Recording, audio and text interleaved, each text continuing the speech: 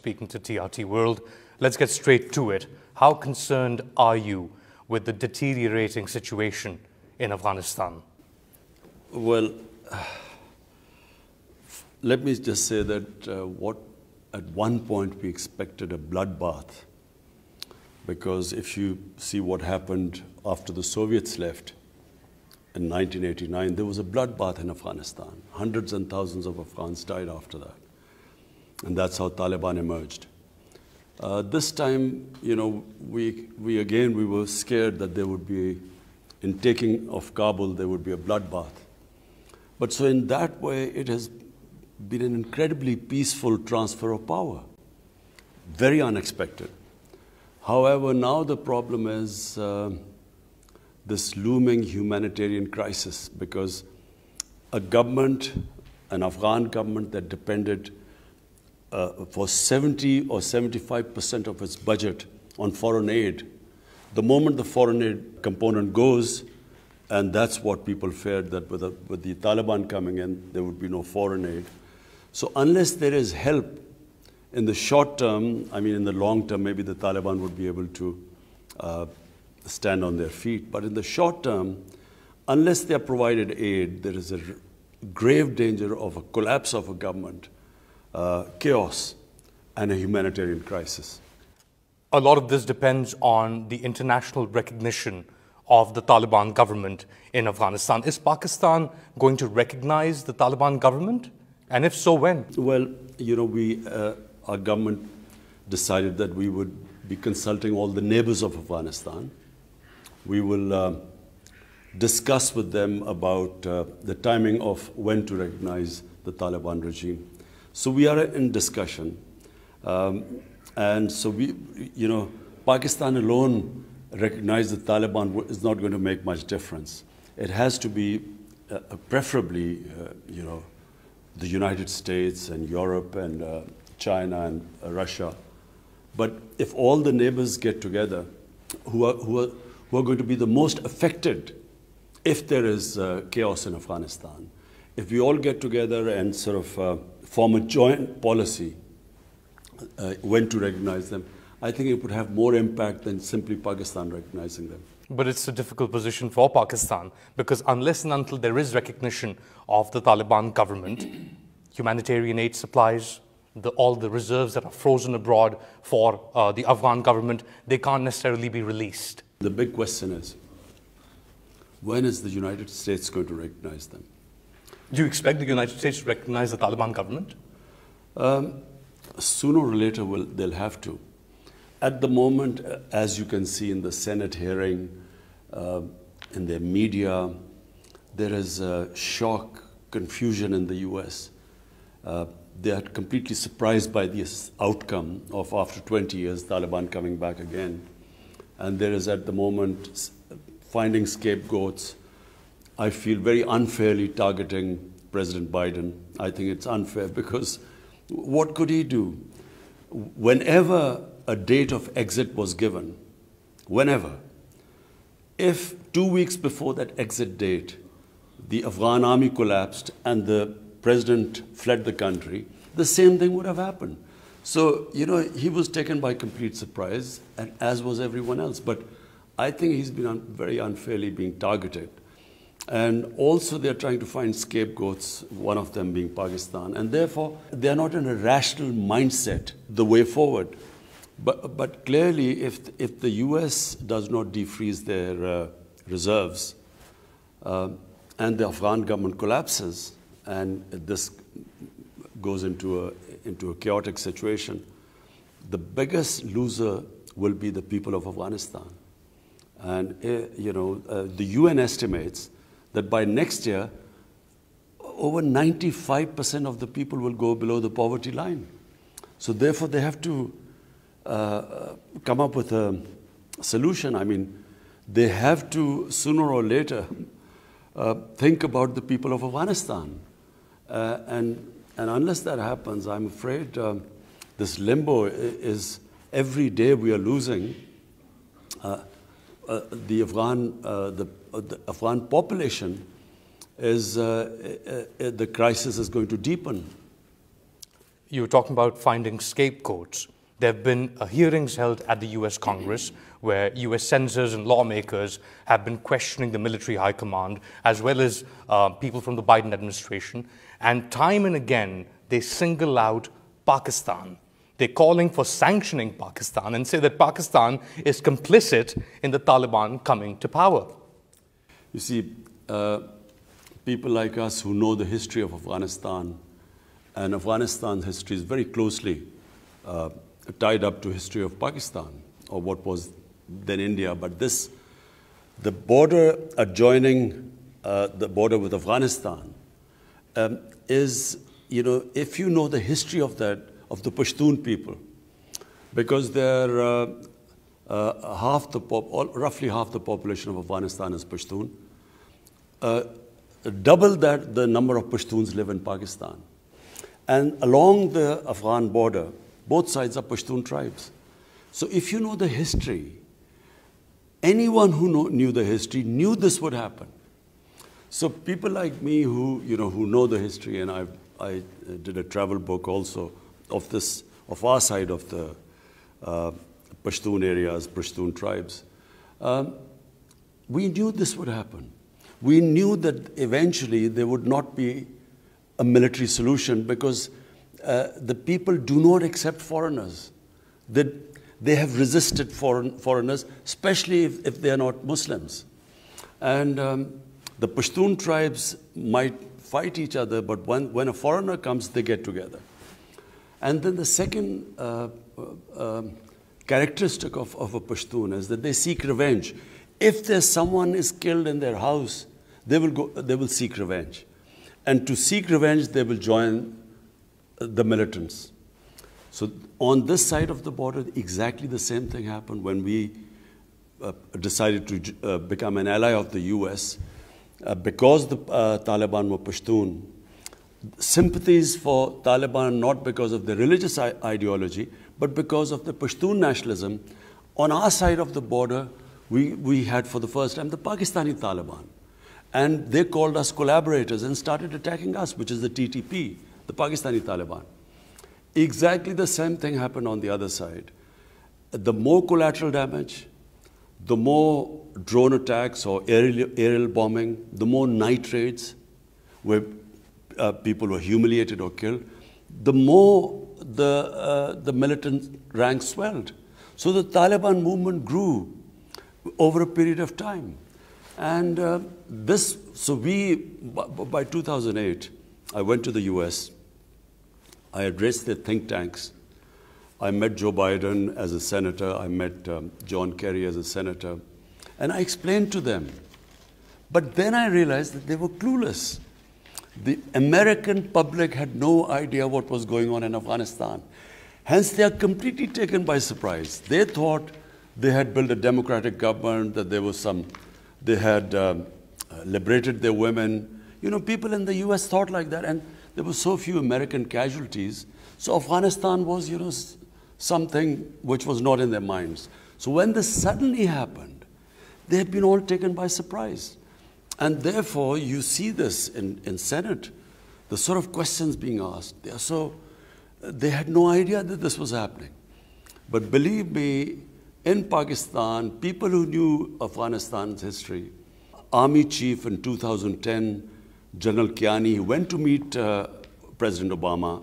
He explained to them that there will not be a military solution, that the moment you lead, the Afghan army will collapse. He told them that, look, you will leave a mess there, and we in Pakistan will suffer the consequences. But they had no idea. Some people say that this position of yours, now looking back in retrospect, is quite prescient. But they also accuse you because of the stand of being, they call you Taliban Khan. You see, it was this awful, arrogant, imperialistic attitude of the Americans under George Bush, when he said, either you're with us or against us. After 9/11, this amazingly ridiculous statement, if you do not support our policies, you're against us. So therefore, if I did not agree with this military solution in Afghanistan, then I was pro-Taliban. And that's why they're all in a state of... Are you pro-Taliban? I'm anti-military solutions. I do not believe that the way to solve world's problems are using military means.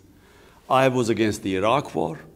If there's an objective analysis done about what has happened in Iraq, I even objected to my own country using military means, for instance, in East Pakistan, when we used military, to resolve the issue.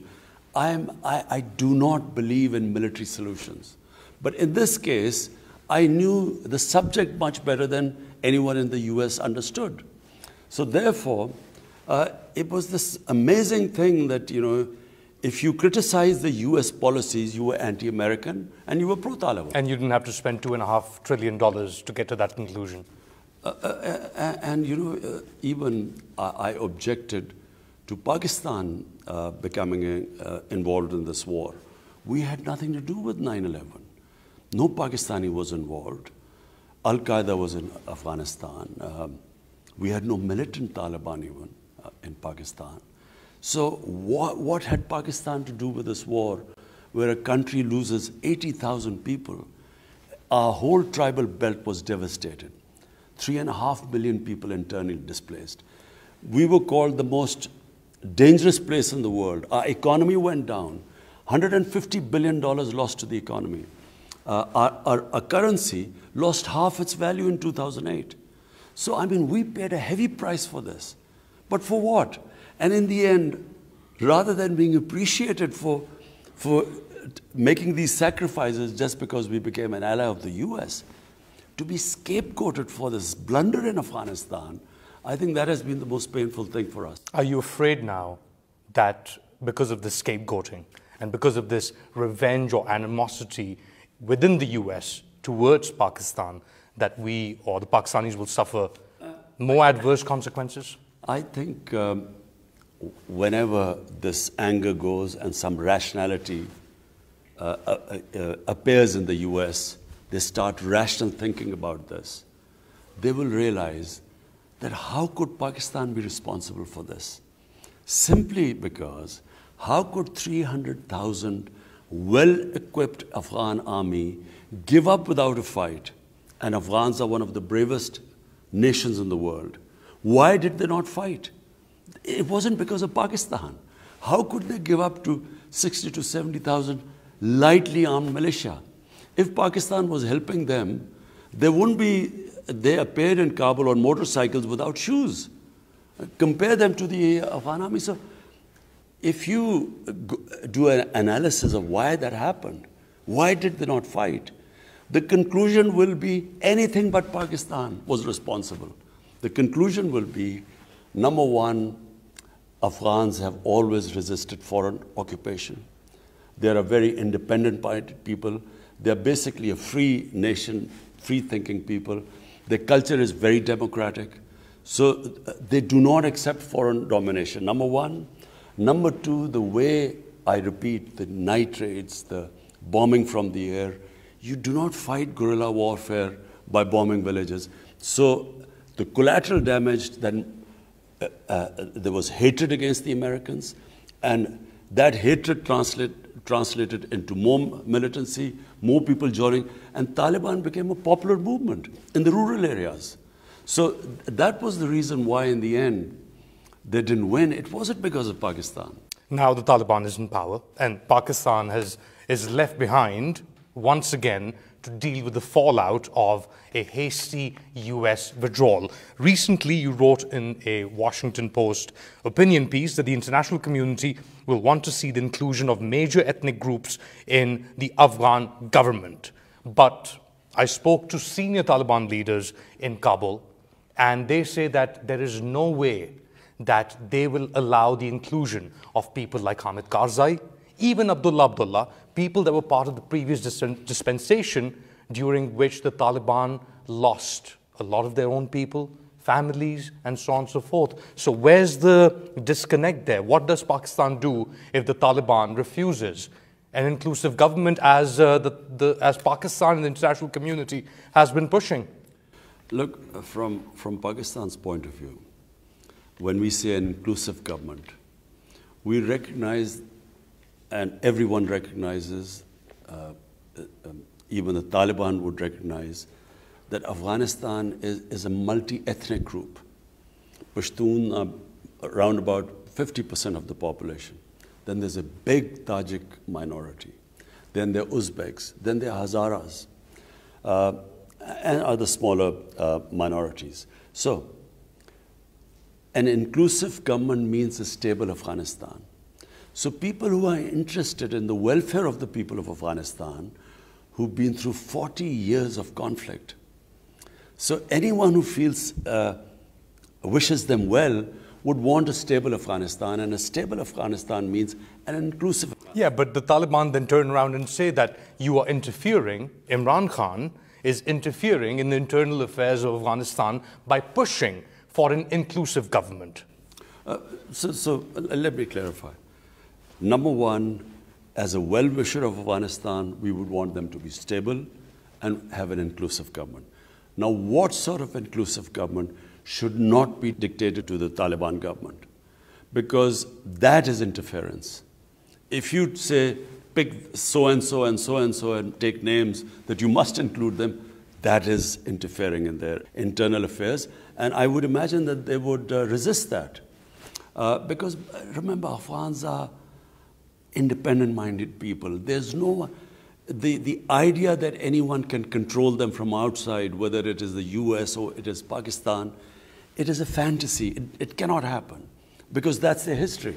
So we can just, as well-wishers, suggest that there should be inclusive government, which they too agree.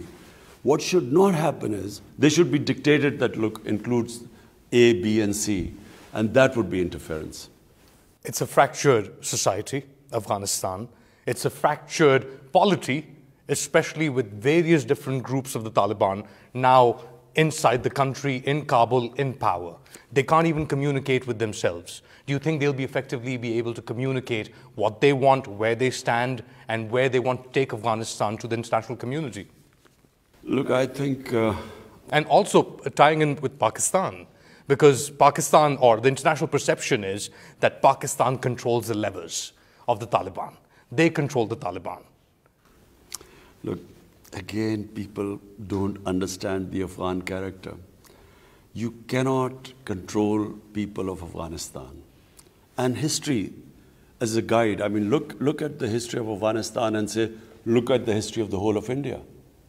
You had one battle, and whoever won the battle controlled India. Afghanistan was never like that. As I repeat, it is a decentralized, democratic system. They are very democratic people. It's not a feudal system as it was in India, which is why it was easier to control India. And because the tribes, the Pashtun tribes, which are half of Afghanistan, and twice as many Pashtuns on this side, they resisted the British exactly for 80 years.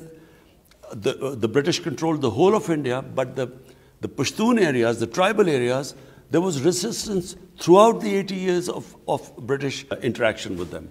So therefore, Afghanistan cannot be controlled from outside. It is a very difficult situation which they are in. Anyone who takes power after 20 years of fighting, civil war, people think they have given a lot of sacrifices. So now to come into power and then even dealing with your own people, forget about including other people who were not part of the struggle. Even dealing with your own people, I would imagine, is a pretty difficult situation right now for Afghanistan, for the Taliban government.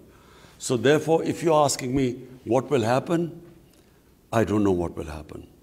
I pray, that's all we can do. We pray that after 40 years, the people of Afghanistan would have peace and stability. But I don't know what will happen. How would you define the US-Pakistan relationship as of now? I think, well, we're talking with the US. We're constantly in touch with them. Our head of intelligence is dealing with them. Our foreign minister is dealing with their foreign secretary. But the president hasn't called you up. No, he hasn't, but it doesn't have to be like that, I mean, why is that? The president or the heads of state, I mean, when they talk to each other, basically it's a formality because all the homework is done by people below. So it's not necessary. It's not necessary for the most powerful man in the world to call the Prime Minister of Pakistan, who is at this moment one of the most critical people as far as Afghanistan is concerned? You see, I repeat again, I think right now President Biden is under a lot of pressure because, you know... He almost seems sympathetic. Sympathetic because, you know, he is being criticized for the awful airport scenes. But, you know, my contention is, how could he predict that 2 weeks before the exit, the president would flee the country and the Afghan army would collapse? We couldn't predict it. Taliban couldn't predict it. So how could he predict it? So therefore, those awful airport scenes, they have caused such a sort of incredible reaction in the American public. And of course, then Taliban taking over. So therefore, he's under severe criticism right now, which I have sympathy because, you know, we sort of, in our position, you know when you're under a lot of public pressure and media pressure. So I guess, you know, it's up to him. I mean, when he wants, he can talk. So there's a way forward still for US-Pakistan ties, despite what has happened or this animosity? Of course. I mean, you know, the US-Pakistan ties have been, you know, over 50, 60 years since Pakistan became part of SEATO and CENTO, and then in the Cold War we were with the US. Ties go up and down, you know, you have your highs and lows. But I think on Afghanistan, it is critical that US now plays a part. Because, you know, look, they were there for 20 years. And if there is a mess, they wash their hands of Afghanistan, it will become a repeat of 1979 when the Soviets, when they left and the US left. And look what happened to Afghanistan after that. The bloodbath that took place, over 200,000 Afghans died in that, and there was total chaos in Afghanistan. So the last thing for anyone, most of all us, we neighbors will be affected. Others around Afghanistan, all the other neighbors will also be affected. But then US, what will it have to show in the end? That after 20 years, spending over $2 trillion, hundreds and thousands of Afghans died in this time. What will they have to show if there's chaos there again? And then in chaos is where the international terrorists found a safe haven. In the past month, actually in about 40 days, since the Taliban walked into Kabul, there have been 24 attacks on Pakistani security personnel inside Pakistan, in the border areas and settled areas. Around 100 Pakistani security personnel have been killed in these attacks, which have been claimed by the Tehreek-e-Taliban Pakistan, or TTP. Is Pakistan facing another or renewed attacks by the TTP because of the emergence of the Afghan Taliban in control now in Afghanistan? What happened was that in Pakistan in 2014, our security forces did a big operation, and this was in North Waziristan. And the TTP, the Pakistani Taliban, who were doing terrorist attacks within our country, they were pushed out. And they then went into Afghanistan. And I'm afraid not only were they helped by the Afghan intelligence agencies, but they were also helped by RAW, the Indian intelligence agency. And they then used them to conduct attacks within Pakistan. But these attacks dropped significantly over the past few years. Yes, they did drop, but they attacked through TTP, they attacked the Chinese nationals who were working in Pakistan. And they also conducted a series of attacks in Balochistan. So since in the last 40 days, there has been an increase. And we fear that... Are you concerned about that? Up to a point, not that much, because we We have very disciplined security forces who are very experienced now. Over 15 years, Pakistan got more experience than probably any other country in dealing with counterterrorism. And we have, as the world knows, one of the best intelligence agencies in the world. So we are confident that we'll deal with it. Problem right now is that with people, we had about 250,000 people come into Pakistan from Afghanistan. And amongst them, we fear that they have been members of TTP who were in prison in Afghanistan who were released. Even ISIS, we feel that they have, amongst these 250,000, few have come inside. So, you know, that's where the problem was because of the sudden takeover of Taliban and the influx of people either going out of Pakistan, using Pakistan to go on other destinations, or simply people who have come in. So, you know, that is a concern temporarily, but I think we will be able to deal with it. You don't think the Taliban taking over in Afghanistan will become like a beacon, a rallying cry for all these groups, especially TTP, which is ideologically aligned with the Afghan Taliban, not so much with ISIS Khorasan? You see, the difference is that there's a Muslim government in Pakistan. So what are the Taliban waging a war against? You know, in Afghanistan, they declared jihad because they said it's a foreign government and its collaborators. In Pakistan, they initially, the TTP came in saying, we were collaborators of the Americans. And same, the old Mujahideen who were trained to fight the Soviets, they too also termed our government as collaborators and were attacking us, which is why we lost 80,000 people. And then there were drone attacks in Pakistan. And you stood up against those drone attacks. You, in fact, held rallies to stop the NATO supply line going from Pakistan into Afghanistan. You, of all people, should know more about this. So is there like an innate concern then that this could go out of control, Prime Minister? No, let me just clarify. Drone attacks, to use drone attacks to fight terrorism is the most insane way of doing it. Because no matter what anyone says, whenever a bomb explodes in a village, there is collateral damage. And as we saw in Kabul, the drone doesn't always get the right people. So it was the worst way, because what happened was that the drone attacks might have got some militants, but the collateral damage they caused created anti-Americanism, and the revenge attacks were against the Pakistan, state of Pakistan. So number one, it increased the militants. The number of militants grew because anyone who had, in a village when the bomb exploded, when they lost people, their relatives, they then joined the militants. So the ranks of the militants spread, and it was completely counterproductive. And we bore the brunt, Pakistan bore the brunt of the fallout of the drone attacks in Pakistan. So therefore, you know, now there are no drone attacks because at that time they called us collaborators. Now it's not the same case. And therefore, the motivation, why would they attack the state of Pakistan?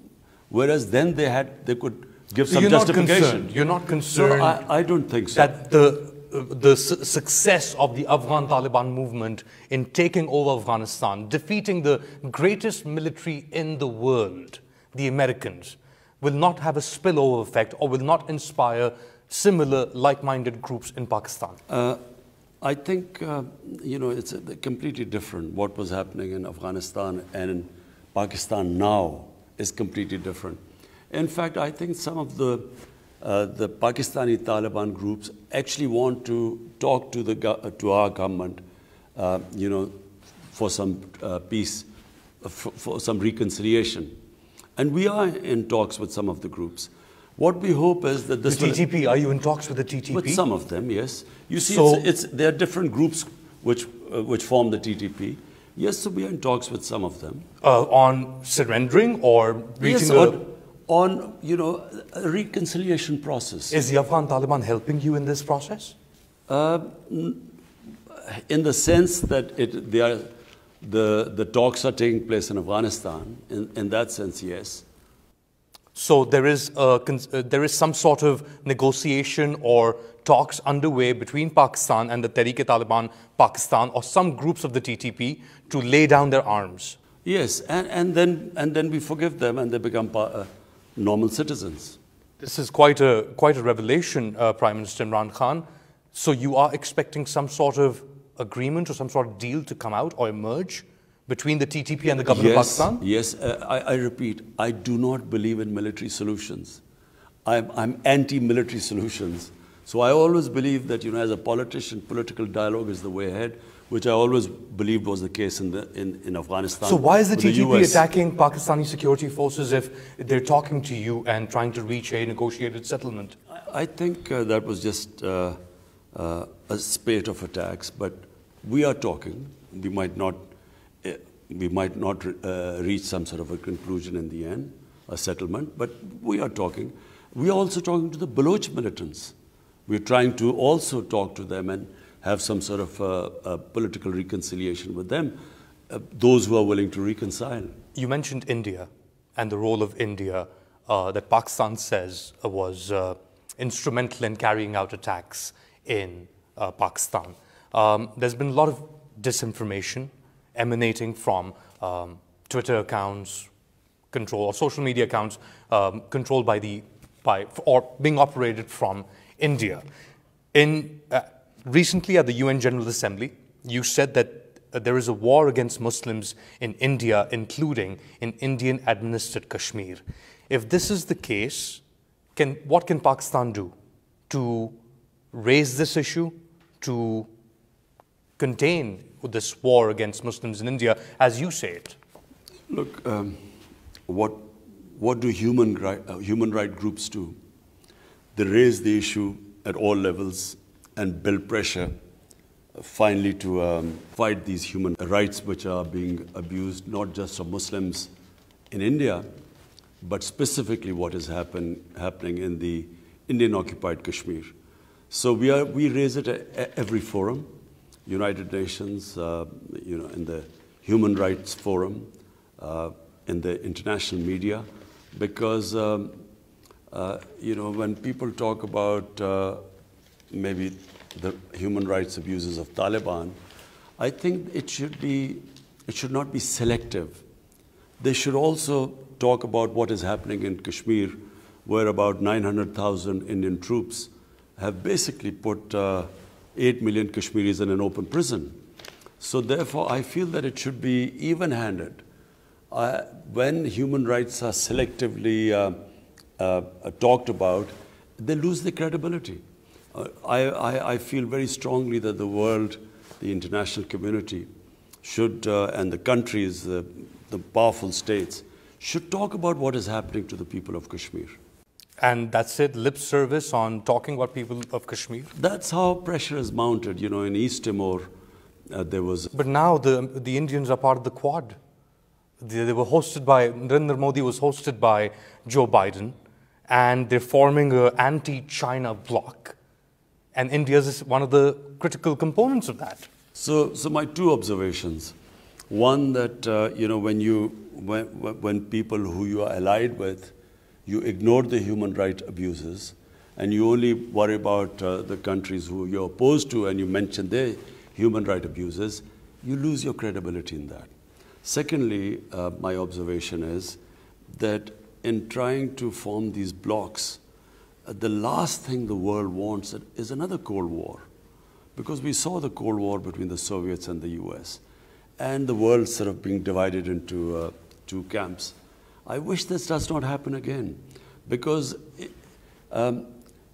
by cooperation and by the world coming together, there is much more to gain than by the world being divided. You mentioned India, we mentioned China, I mentioned the Quad. CPEC, the China-Pakistan Economic Corridor, is a critical part, not just for your government, but the government before this as well, to bring Pakistan or get Pakistan into an economic development mode. There has been some, for example, contacts between Pakistan and China. Over the past 20 months, since you last spoke to President Xi Jinping, that was in February 2020, have you had conversations with high-level Chinese since, including the president? I have spoken to the Premier, Premier Li, almost, I think, 3 times since then. The thing is, President Xi right now has not, since the outbreak of COVID-19, he's restricted his movements. Otherwise, he was due to come to Pakistan. So he hasn't been anywhere out of China right now. And I think we are soon about to have a meeting. I'm supposed to have a meeting with President Xi in coming days. Our relationship with China is strong. It always has been very strong. Pakistan-China relationship goes back 70 years. And through all our ups and downs, basically this relationship has withstood the test of time. So you're positive that despite the slow progress maybe of some CPEC projects, it's all good as far as Pakistan-China? Yes, we just had the JCC meeting recently, and it's heading in the right direction. Unfortunately, COVID has caused huge disruptions in the world, and especially in our communication. I was supposed to go to China. President Xi was supposed to come here, but all that got restricted because of COVID-19. Finally, you're talking about major disruptions in the world. The dollar hit 172 to the rupee, or rupee hit 172 to the dollar. The price of oil per litre in Pakistan is now at 127. Your government just increased those rates. Is Pakistan facing an economic crisis? It's not Pakistan. COVID-19 has disrupted supplies all over the world. Commodity prices all over the world have gone up. In fact, Pakistan is still cheaper than other countries. But is Pakistan hurting as a result of it? Like most developing countries, in fact, developed countries too. In fact, look what's happening to India. India, there's massive increase in poverty because of COVID-19. So Pakistan also has been affected by the rise of commodity prices. So the rise of prices, inflation in Pakistan is basically imported inflation. Oil prices have almost gone 80% in the past 5 months. So Pakistan imports oil, then unfortunately we had to import wheat, and wheat prices have gone up. All commodity prices have gone up. Palm oil, which is 70% of we consume in Pakistan, is imported. And so that doubled too. So we imported this inflation into Pakistan, which obviously causes people problems. But this is temporary. We feel that with the resumption of the supply lines, things will settle down in a few months. But the opposition disagrees. It says that your government is incapable of coming out with a proper fiscal policy because you've changed finance ministers or people in charge of the finance ministry multiple times. What else would the opposition say? They're such a motley lot. They're fighting for their survival. They're deeply divided. They're facing massive corruption charges. In fact, this country would have been in a different phase of our evolution had it not been for the 30 years of plunder by these two families. They're not political parties, they're family limited companies. They're just two families which plundered this country. And so they're in disarray right now. And therefore they pick on anything. They don't realize that this country coped with the COVID crisis better than almost any country in the world. We were in the top 4 or 5 countries which not only saved our people from COVID, but we also saved up people from the economic disaster, which when you shut down your economy, you create massive poverty. We are one of the few countries which navigated between the two. And mashallah, thanks to the Almighty, very successfully. So now they have to pick on things. I mean, that's the role of opposition. But I would imagine they're pretty desperate right now. Prime Minister Imran Khan, thank you so much. Thank you. Thank you.